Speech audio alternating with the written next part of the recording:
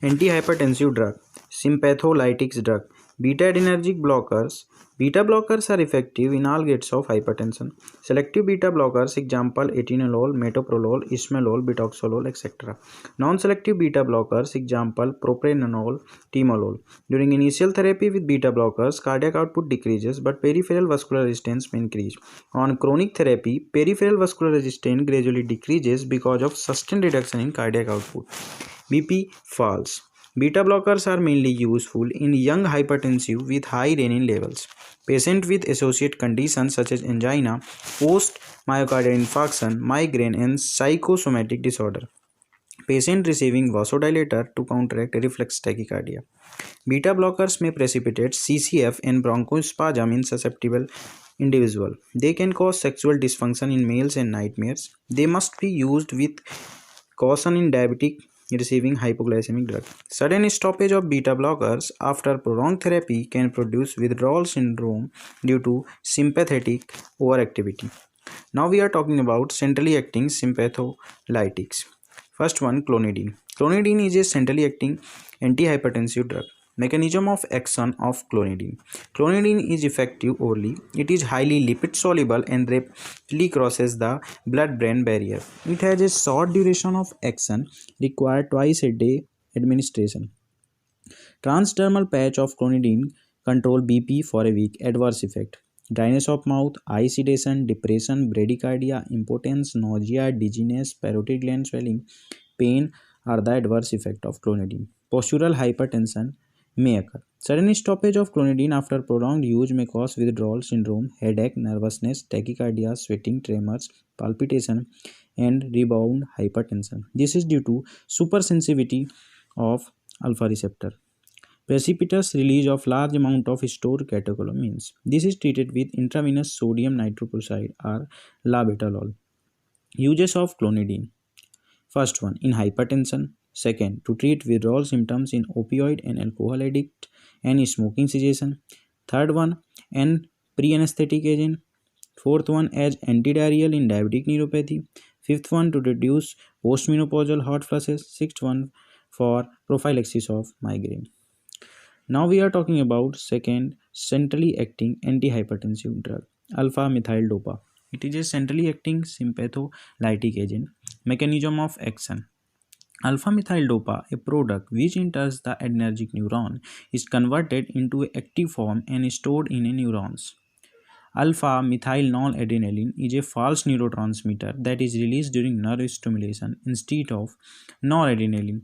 Alpha methyl noradrenaline acts by stimulating alpha 2 receptor in vasomotor center, which will decrease the central sympathetic outflow, result in decreased heart rate and peripheral vascular resistance, which will result in decreased BP. Adverse effect of methyl dopa. This include nasal stiffness, headache, sedation, depression, dryness of mouth, bradycardia, impotence, gynecomastia, hepatitis, and rarely hemolytic anemia. Clonidine and alpha methyl dopa are usually employed as the second or third line agent of in hypertension because of high incidence of side effect. Alpha methyl dopa is one of the preferred antihypertensive drug during pregnancy. Adrenergic neuronal blocker. Alpha adrenergic blockers. Alpha blockers are two types: non-selective blockers and selective blockers. Non-selective blockers will block both alpha 1 and alpha 2 receptor, while selective alpha blockers block only alpha 1 receptor.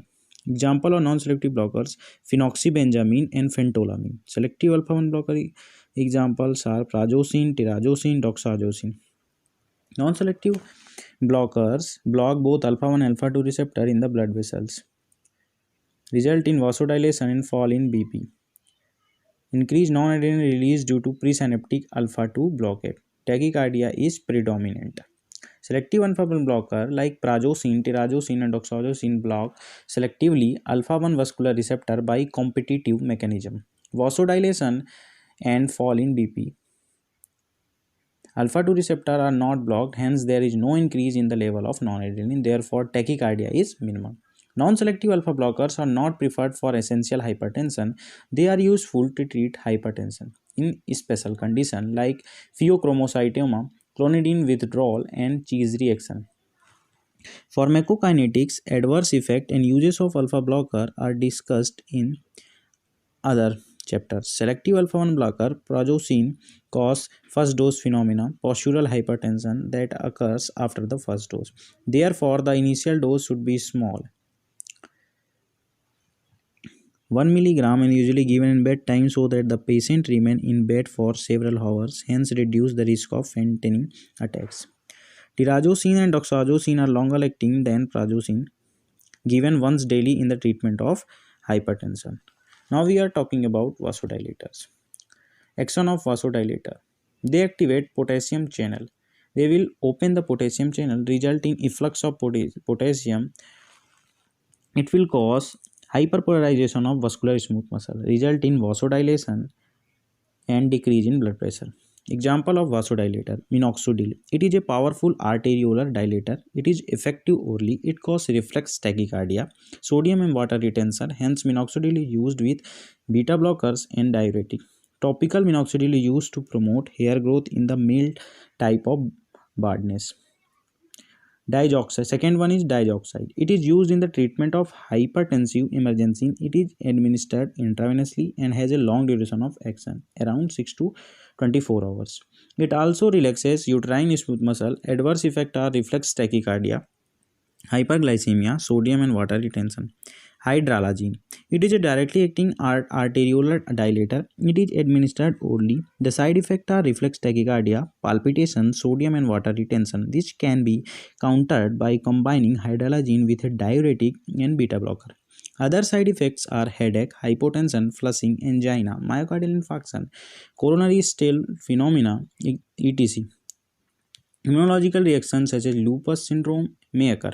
Sodium nitroprusside. It is a powerful arteriolar and venodilator. Balanced arteriovenous dilator. It is unstable, rapidly decomposes on exposure to light, so the solution should be prepared fresh. The infusion bottle and the entire drip set should be covered with the black paper. It has a short duration of action, hence administered by IV infusion. It is a rapid acting and dose is titrated according to response and tolerance does not develop to its action. Intravenous sodium nitroprusside can cause arterial and venodilation. It will release either NO or cyanide. NO arterial and venodilator. Cyanide will go into the liver and convert into thiocyanide, which will excrete solely in the urine. Sodium nitroprusside generate nitrous oxide. It will relax vascular smooth muscle and cause vasodilation. Sodium nitroprusside is a drug of choice for hypertensive crisis, can also be used to improve cardiac output in severe CCF. It is administered at dose of 0.25 to 1.5 mg per kg per minute IV infusion in 5% dextrose. Nitroprusside can cause severe hypotension. Hence, dose monitoring of BP is required. Prolonged administration may cause anorexia, nausea, vomiting, fatigue, disorientation, toxic psychosis due to accumulation of cyanide, which in turn may lead to severe lactic acidosis and convulsion. Nitroglycerin. It is primarily venodilator. Intravenous nitroglycerin used in hypertension associated with acute LVF and MI. It acts rapidly, but tolerance develops after prolonged infusion. Phenol-dopam. Phenol-dopam, it is a D1 agonist, act on D1 receptor and cause dilation of peripheral arteries and cause natriuresis. It will result in decreased BP. Phenol-dopam is used in hypertensive emergency and post-operative hypertension. Adverse effects include headache, flushing and reflex tachycardia. Now we are talking about treatment of hypertension. Non-pharmacology approach helpful to control hypertension are weight reduction, sodium restriction, alcohol restriction, exercise, mental relaxation, cessation of smoking, consumption of potassium-rich diet. Second one, drug treatment. Selection of antihypertensive drug is individual patient depends on comorbidity, associate complication, age, sex, cost of the drug, concomitant drug. Preferred drug for initial treatment of hypertension are ACE inhibitors, angiotensin receptor blocker, calcium channel blockers, and thiazide. Therapy usually started with a single agent. Commonly used drug for hypertension associated with the following condition are: in angina and post myocardial infarction is preferred drug would be beta blocker. In congestive cardiac failure, left ventricular failure, preferred drug would be ACE inhibitors, loop diuretics, and angiotensin receptor blocker. In diabetic mellitus and diabetes nephropathy associated hypertension, we have to use ACE inhibitors, angioreceptor blocker, and calcium channel blocker. If person is having bronchial asthma and hypertension, so we have, in this condition, we have to use calcium channel blocker. In hypertensive emergency, the drug of choice would be sodium nitroprusside, labetalol, and nitroglycerin. Benign prostatic hyperplasia along with hypertension. So for the treatment of hypertension, we have to use selective alpha 1 blocker. In pregnancy, alpha methyl-dopa, hydralazine, and labetalol. Combination therapy is used in patients who do not respond to single drug. Can be used in initial therapy in patients with high BP. Combination therapy: ACE inhibitors, angiotensin receptor blocker with either thiazide, dihydropyridines. If response is not satisfactory, other antihypertensive can be added. Example: thiazide, dihydropyridines with beta blocker. ACE inhibitors are not to be combined with ARBs.